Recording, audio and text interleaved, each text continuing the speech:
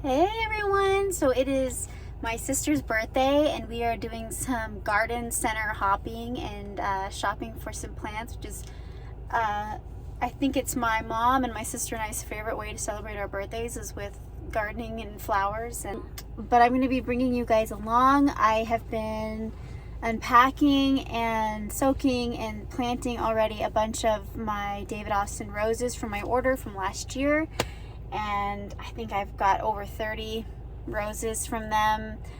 Sadly, one of my orders was messed up, so I didn't get the four of the roses that I ordered, and they sent me 4 other ones. They switched my order with someone else, and that's a huge bummer because some of the ones that I had ordered in that order were really hard to find. They don't sell them every year, and I'm so bummed to not have them.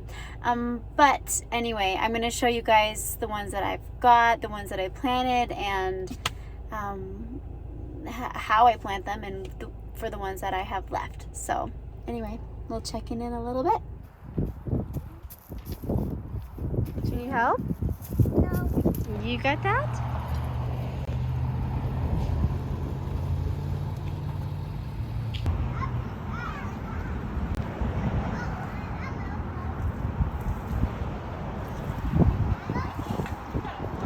So I'm back home, and this is what I ended up picking up today.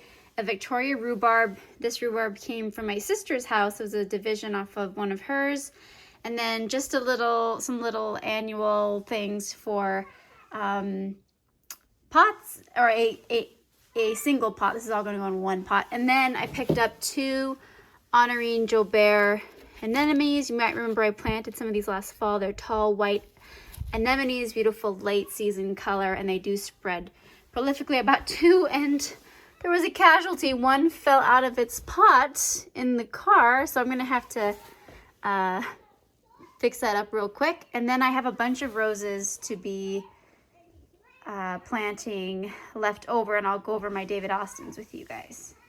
So I wanted to show you guys the terrace, and I see that my kiddos have left a bunch of sticks from teepee making projects down here. But what it's looking like right now, this is the time I'm going to be coming out here and weeding this new border, as well as I still need to set up drip to this slope, and I will be mulching it. Our grass is spreading down here. I did plant last fall, and we'll see how well they do.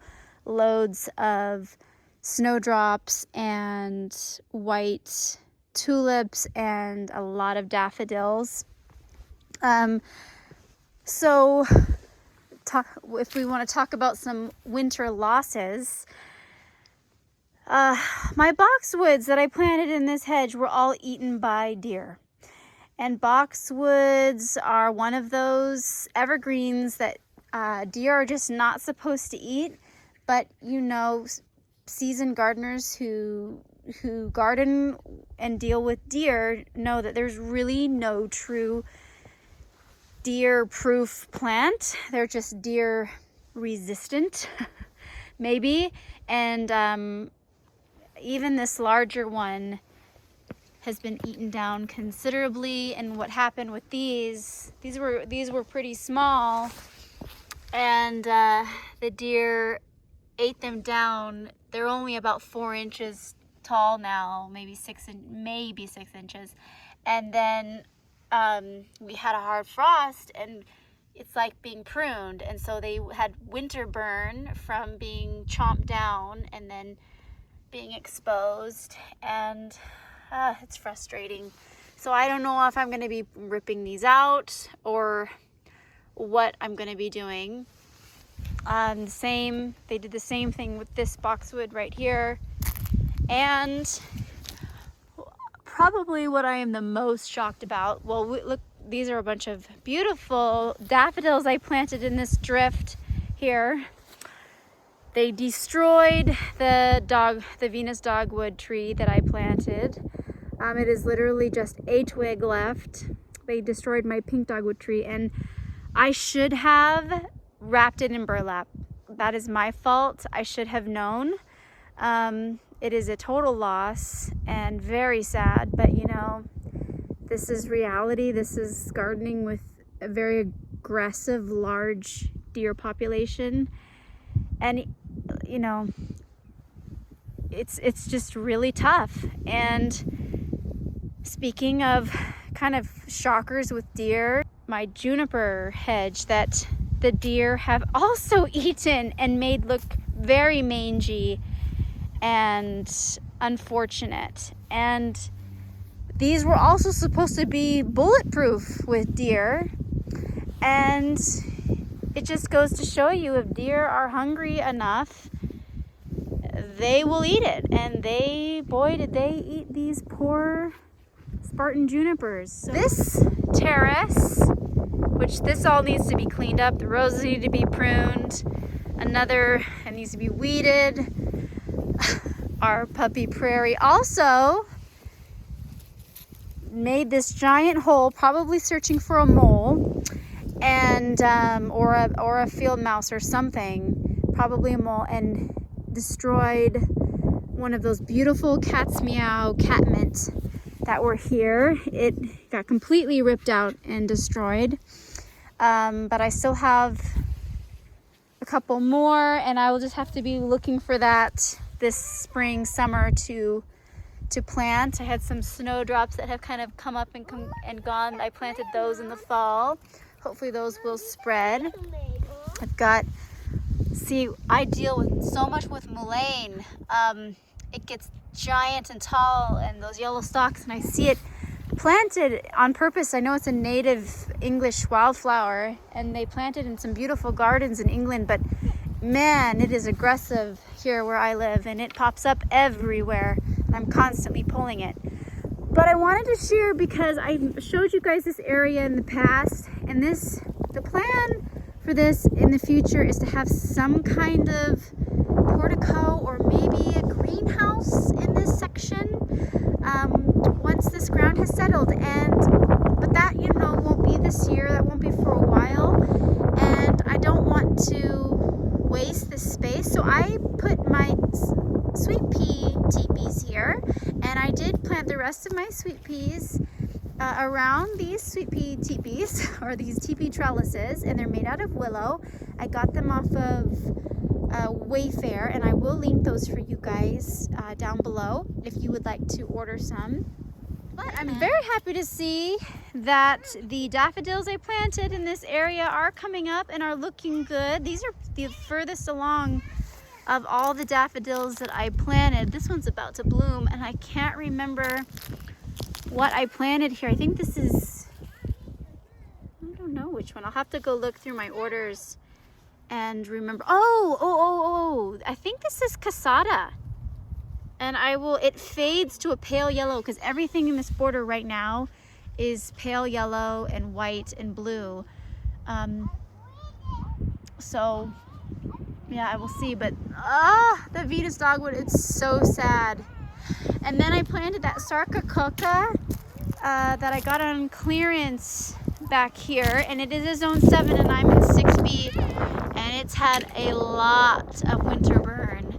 It was very green up until about a month ago, when we had a really hard frost, and it's not looking so good. So I'm gonna have to do some research and see if this is salvageable.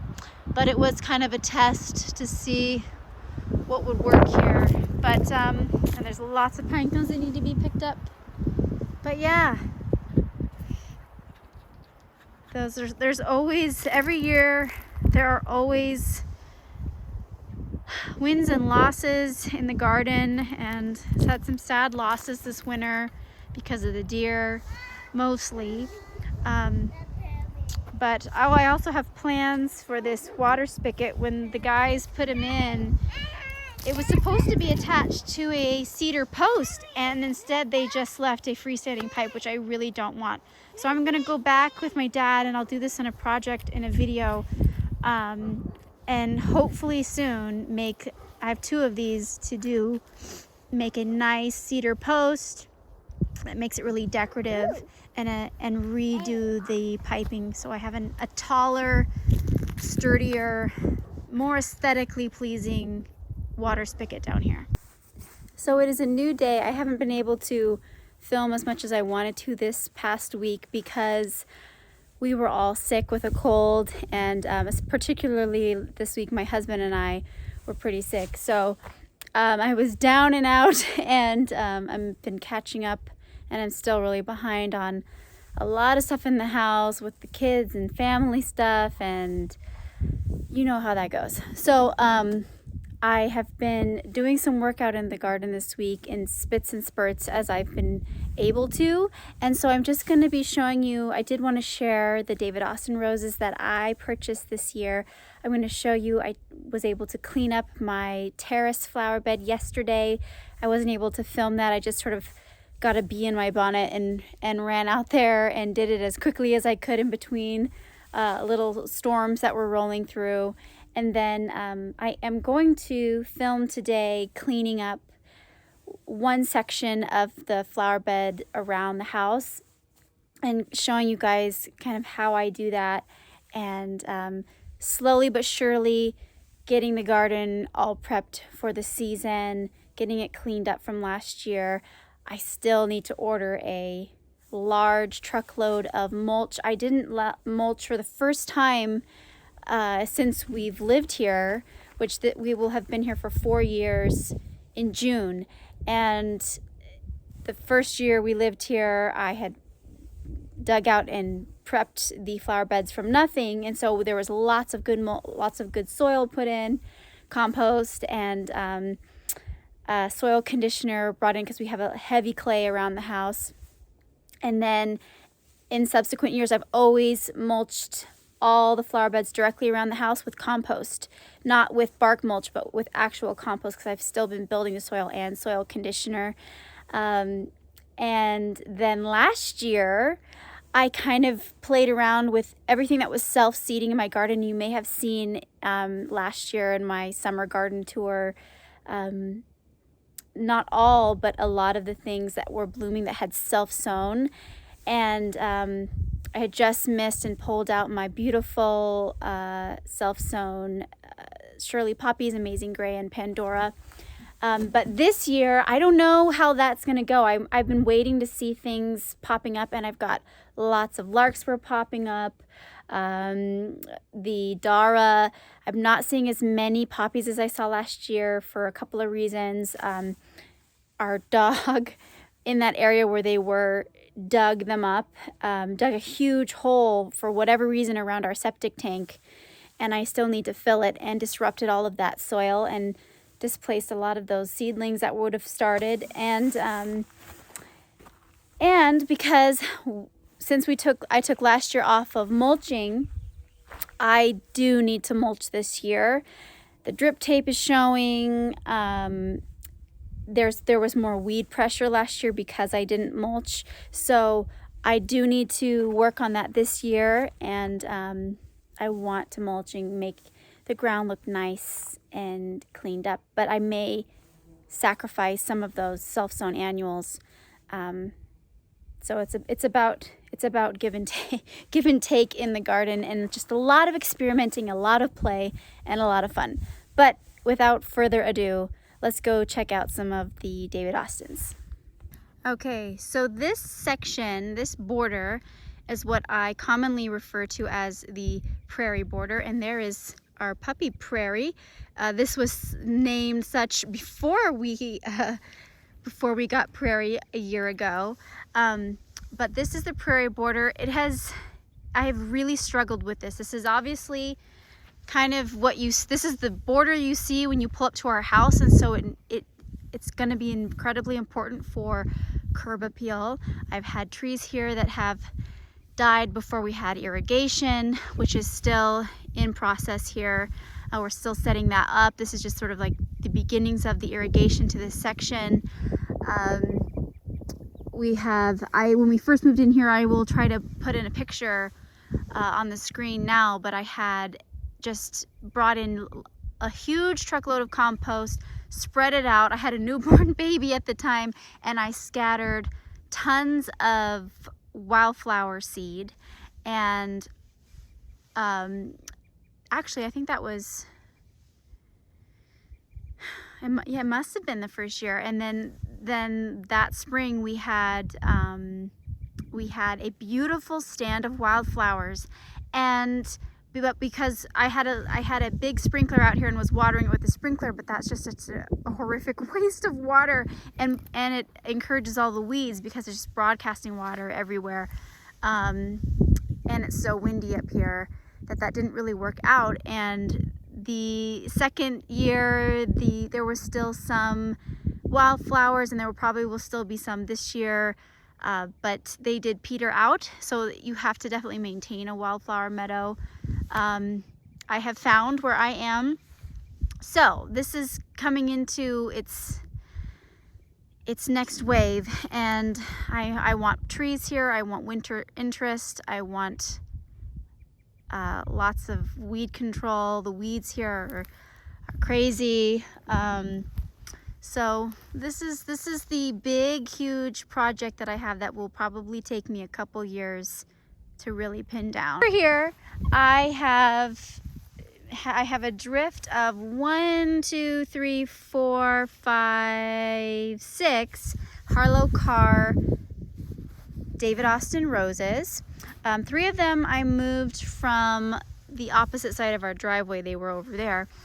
And then the other are from bare root. So I have 3 more over here. So that you'll kind of have a repeat of them. They are a beautiful rose. I kind of wanted it to be like a low hedge here in the beginning of the border. And then some of them, so in my zone, typically you want to bury, for a grafted rose, bury that graft point 1 to 2 inches underneath the soil. Some of mine, the graft point is a little bit proud of the soil, which you don't really want, but the reason why I did that is because I do plan to come in with a nice thick layer of 1 to 2 inches of compost to make up that difference. So I wanted to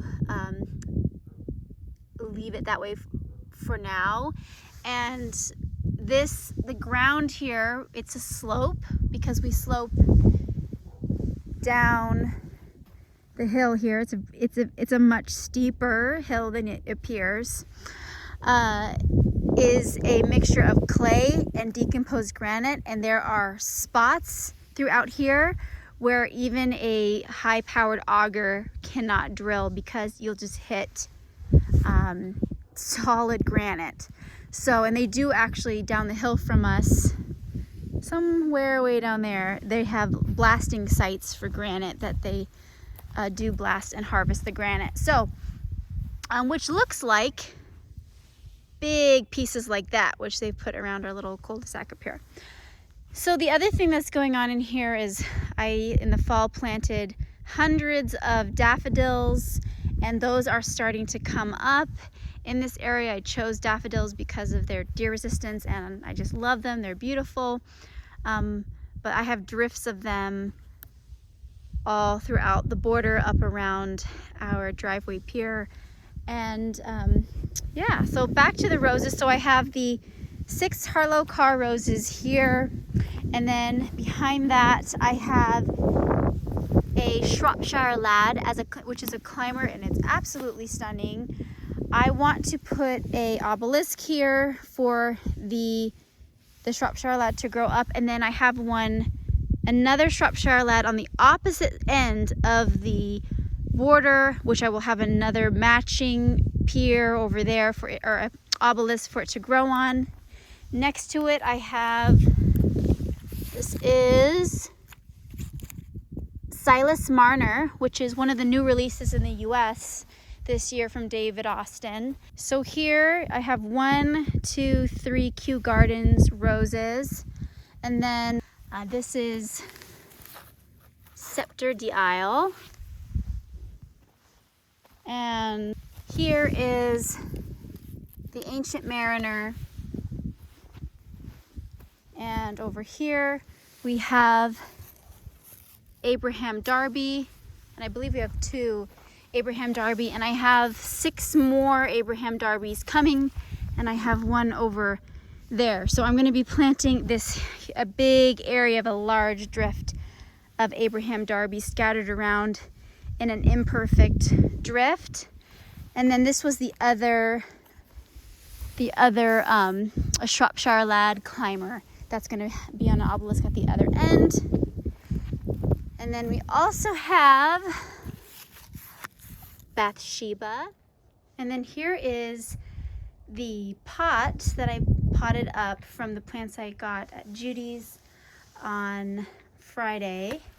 And I just went with a simple buttercream palette for this one. There's saxifrage, there's a double primula, some cream colored ranunculus, and minnow daffodils. And it's just very simple and sweet and pretty, and is adding more color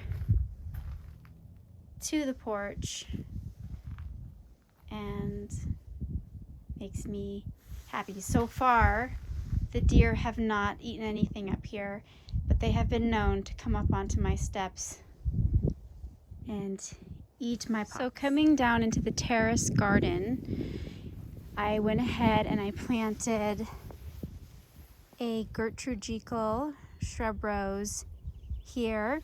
I had a generous gardener, David Austin from Heirloom Roses, planted over on this side as well. There's a clematis, I believe it's East River. I have two of them, one here and one here. And then I got another bare root generous gardener from David Austin this year and planted it on the other side of the arbor. So hopefully someday soon, this arbor will be covered in beautiful pink roses.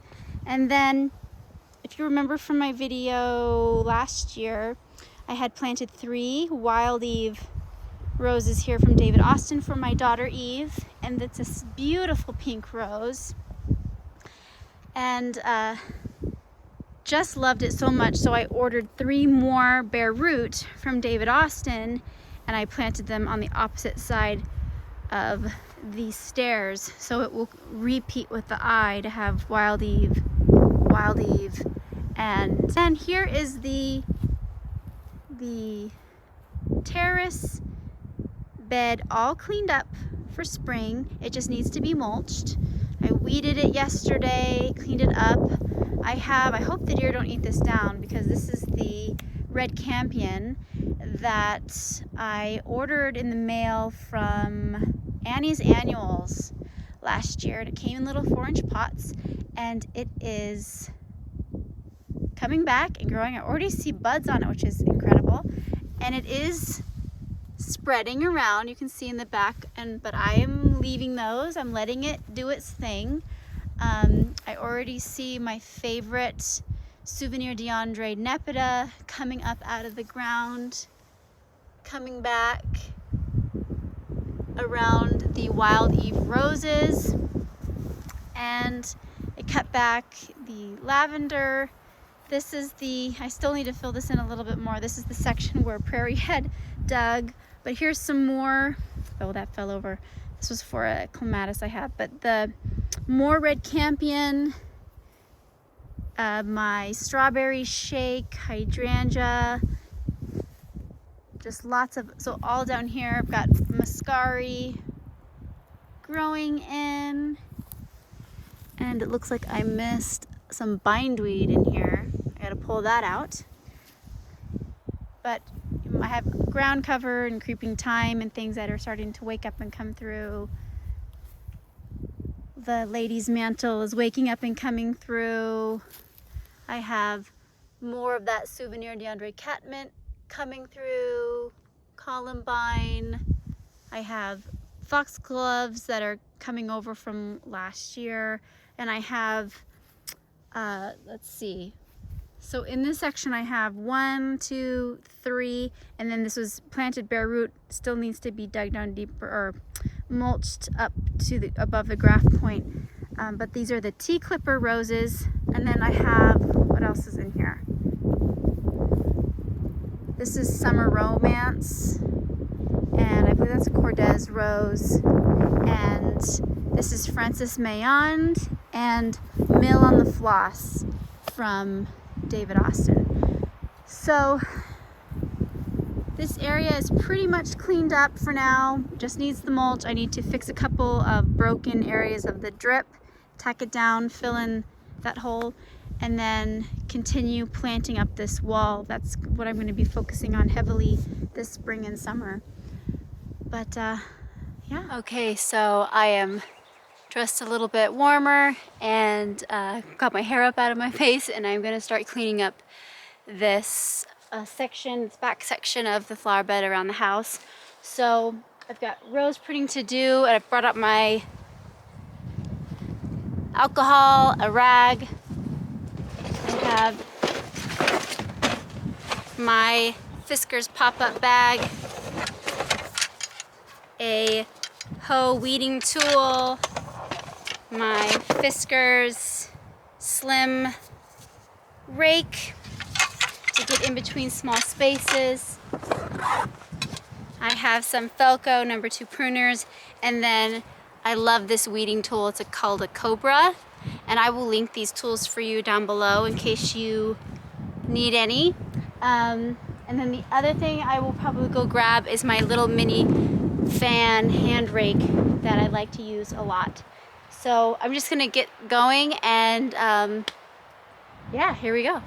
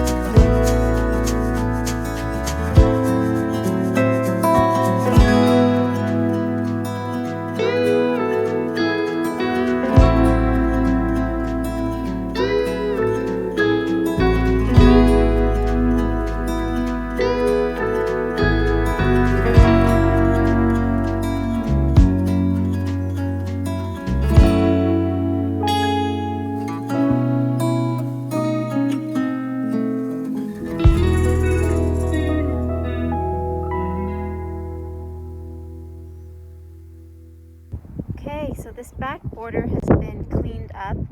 I need to re-edge all of the border, and that will have to be on a different day. And I'll have to move some of these plants that the grass has grown into, like the lavender and a lupin, but I'm gonna cut away the grass some more, clean that all out. But I've got all the yarrow cut back. I've got a coral charm peony here, nepeta, scented geranium. These are distant drums roses that were cut back, the strawberry or vanilla strawberry hydrangea. I've got some of my mom's mystery irises. They're like a brownish burgundy color from her garden. I believe this is Queen of Elegance rose here. I've got, these are white English lavender that have been cut back. I have my stainless steel hybrid tea. Some hyacinths are coming up where they are. That was the edge of the border. That's how narrow it used to be, and it has since been more than doubled in size. This is a lilac that came from a start from my husband's childhood garden, and it's supposed to be an antique white variety that's no longer in circulation, or it's hard to find. So I've never seen it bloom. So maybe this year, this is its third year in the ground from a tiny little start. So we might be able to see blooms on it for the first time this year. And I know that, lilacs get huge, and I will probably prune them to keep them more compact. However, as the years go on, this bed will evolve and things will be moved around.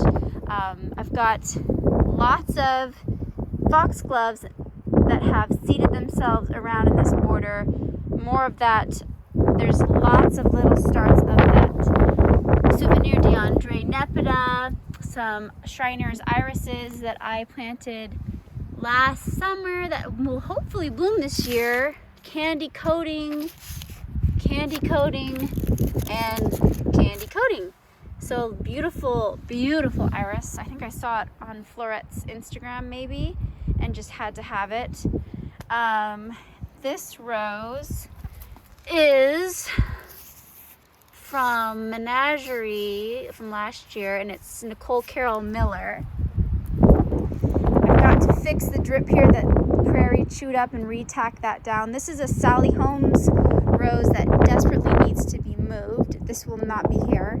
I'm going to open up all this space here. In the back is, if you remember from a previous video, is that a start of that special hydrangea that showed up in the Rosarium's display garden. Lots and lots of foxgloves that sowed themselves. Lady's mantle dotted around. This is geranium phaeum. This is a Stand By Me clematis. So right now it doesn't look like much. It doesn't look like much is here, but this will surely fill up. These are all delphiniums that I started from seed 2 years ago. This one was from a nursery, a delphinium nursery in the UK, and they sent me seed, or I purchased seed, and this variety was called Lenora. And then I've got other delphiniums around that I had picked up from plants, but these I also started from seed. I believe that was a mix from, or that was a pink one from Johnny's seed.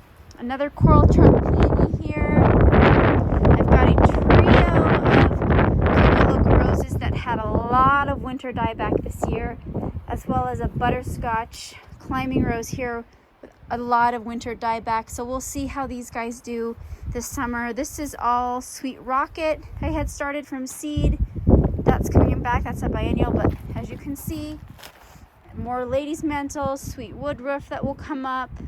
So this will all be very full, and then lots and more delphiniums, but foxglove seedlings in the gravel, the foxglove seedlings. So I think with these, I'm going to be digging and dividing a lot of these, moving them to other areas of the garden.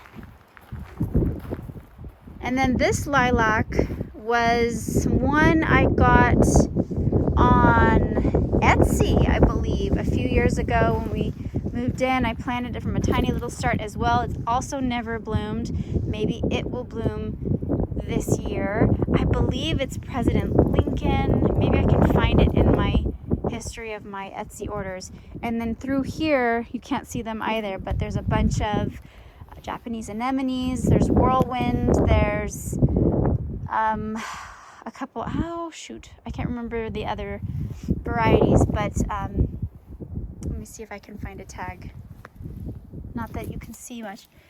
See, this looks dead, but underneath there is new life coming from these very hardy perennials. This one is, oh, honoring Joe Bear. So I have more honoring Joe Bear up here, and I believe the other ones are, and then there's whirlwind.